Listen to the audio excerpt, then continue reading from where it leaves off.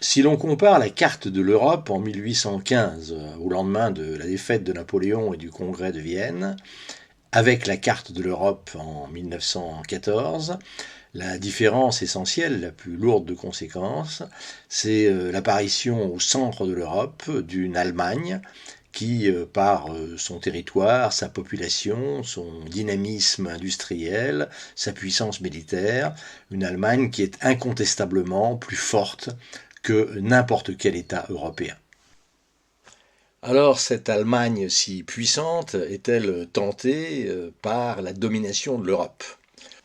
On a sur cette question polémiqué sans fin depuis le débat sur les origines de la guerre en 1914 jusqu'aux discussions actuelles sur le risque de voir l'Union européenne se transformer en Europe allemande. Dans cette vidéo, je veux citer un document allemand de 1914 qu'on appelle le programme de septembre. Nous sommes au début de septembre 1914, la victoire française de la Marne n'a pas encore eu lieu, et à Berlin, on croit encore dans une victoire allemande rapide. Il y a un vif débat à Berlin entre les partisans de larges annexions et ceux qui, au contraire, voudraient que l'Allemagne se limite à une domination économique de l'Europe. Sans oublier les socialistes allemands qui se sont ralliés à la guerre, mais qui veulent continuer à croire à une guerre purement défensive.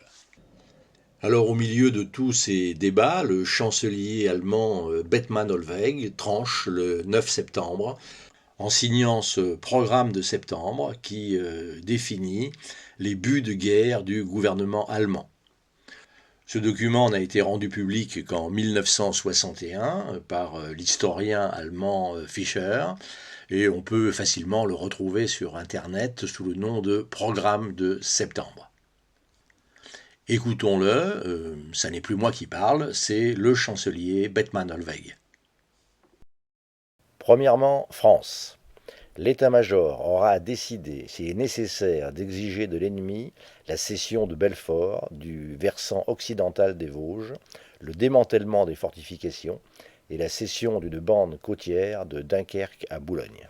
Elle devra en tout cas nous céder le bassin de Briey, son minerai étant nécessaire à notre industrie lourde. De plus, elle devra verser une indemnité de guerre payable par fraction. Celle-ci sera assez forte pour que la France ne puisse songer, pendant 15 à 20 ans, à consacrer des moyens importants à son réarmement. Enfin, un traité de commerce plaçant la France sous la dépendance économique de l'Allemagne, qui en fasse une zone d'exportation de nos produits et nous permette d'évincer le commerce anglais en France.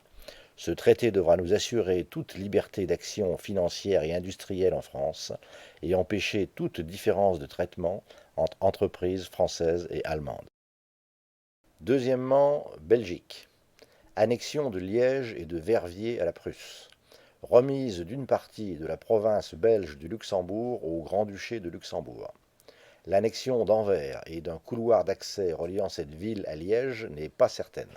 En tout cas, si la Belgique garde apparemment son indépendance, elle deviendra un État vassal, devra reconnaître à l'Allemagne un droit d'occupation militaire de ses ports, mettre à sa disposition la côte belge pour des fins militaires et devenir économiquement une province allemande. Cette solution, qui présente les avantages de l'annexion sans ses inconvénients politiques intérieurs, permettra d'annexer à la Belgique la Flandre française avec Dunkerque, Calais et Boulogne. Les autorités militaires auront à juger de la valeur stratégique de cette position en face de l'Angleterre. Troisièmement, le Luxembourg devient un État confédéré allemand, reçoit une partie du Luxembourg belge et éventuellement le triangle de Longwy. Quatrièmement, il faut créer une union économique de la Mitteleuropa par des accords douaniers communs avec la France, la Belgique, la Hollande, le Danemark, l'Autriche-Hongrie, la Pologne et éventuellement l'Italie, la Suède et la Norvège. Ce groupement, probablement sans couronnement institutionnel commun, avec égalité extérieure de droit pour ses membres, mais effectivement sous direction allemande, doit stabiliser la prépondérance économique allemande dans la Mitteleuropa. Cinquièmement, la question des acquisitions coloniales et particulièrement la création d'un empire centrafricain allemand, ainsi que celle des buts de guerre en Russie, seront traités plus tard. Sixièmement, Hollande. Il faudra également étudier les moyens de lier plus étroitement la Hollande à l'Allemagne. Cette liaison ne devra donner à la population hollandaise aucune impression de contrainte. Rien ne devra être changé à la vie de ce pays, ni lui imposer des charges militaires accrues. Elle devra garder son indépendance apparente, mais devenir en réalité dépendante de nous. On pourra peut-être envisager un pacte d'alliance offensive et défensive incluant les colonies, en tout cas une union douanière étroite, éventuellement la cession d'Anvers à la Hollande, contre la reconnaissance à un droit d'occupation par l'Allemagne des fortifications d'Anvers et de l'embouchure de l'Escaut. Le programme de septembre 1914 que nous venons de citer repoussait à plus tard les décisions concernant l'Est et n'évoquait que la volonté d'inclure la Pologne dans une zone commerciale dominée par l'Allemagne. À l'Est, on peut voir en 1918 non pas des projets mais des actes, puisque la résistance militaire russe s'est effondrée de fait dans les révolutions de 1917. En mars 1918, l'Allemagne impose à la Russie le traité de Brest-Litovsk qui, de fait, place sous la domination allemande les États baltes, la Pologne, la Biélorussie et l'Ukraine. Bien entendu, les bolcheviks russes ne se faisaient aucune illusion en négociant la paix avec le gouvernement allemand. Ce qu'ils espéraient, en fait, c'est que la classe ouvrière allemande déclenche la révolution contre la guerre impérialiste. Au lieu de cela, la nation allemande, toute classe confondue, n'a pas manqué l'occasion d'imposer à l'Est la victoire qu'elle espérait depuis 1914. Bien entendu, le traité de Brest-Litovsk a été automatiquement annulé par la défaite de l'Allemagne en novembre 1918. Mais il est important de souligner, pour bien comprendre la suite, ce qu'est la situation de l'Allemagne et de ses alliés au printemps et même encore à l'été 1918. À l'Est, la Russie est vaincue et elle laisse à l'Allemagne les ressources d'immenses territoires.